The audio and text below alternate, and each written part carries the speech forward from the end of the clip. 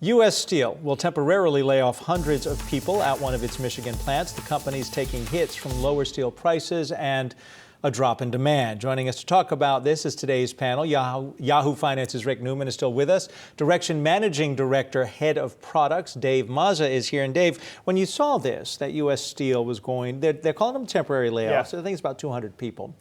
What did it signal to you? Well, it signals to me that the operating environment for companies engaged with steel, connected to global manufacturing, is, as we know, a difficult one.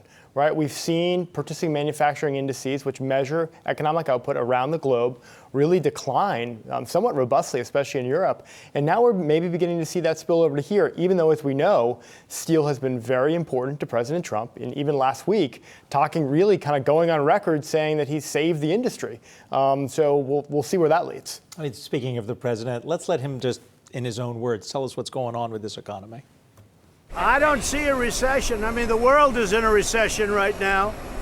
And although that's too big a statement, but if you look at China, China's doing very, very poorly.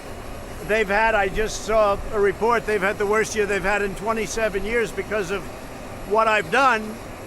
And they want to come to the negotiating table. You know, they're having companies lose, I mean, they're leaving. The companies are leaving.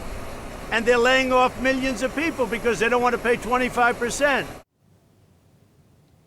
All right. I'm going to give you the first word after all that. Well, Tariff Man's view of the world that is, if he hurts China, then that by definition helps the United States. It doesn't. His trade war is hurting China. It's also hurting the United States. He just refuses to acknowledge that. To go back to the U.S. steel layoffs, it's a very small number. I think we've added, even though we've had a slowdown in manufacturing, we've continued to add jobs in manufacturing. I think it'll be interesting to see if we start to see job losses overall in manufacturing. That would be possibly an important turning sign. I think a problem for President Trump here is that, he singled out certain industries that he wanted to help, which makes him a very easy target now for opponents, especially Democrats who will be running against him, to just pick on news, these little news tidbits like one small round of layoffs at U.S. Steel and say, see, your policy is failing. I'm not sure his policy is failing, but it's not a good sign, obviously. But an example of how there's this kind of trickle down from a tariff to an impact to a problem. John Deere's earnings last week, and we had a farmer on yesterday who explained to us, we know John Deere missed, but it's also take a listen, what's going on. John Deere, of course, had a price increase here several months ago because of steel tariffs. So they're getting hit twice. Their input costs are going up, and their customers are in financial stress. So it's not been good times for John Deere.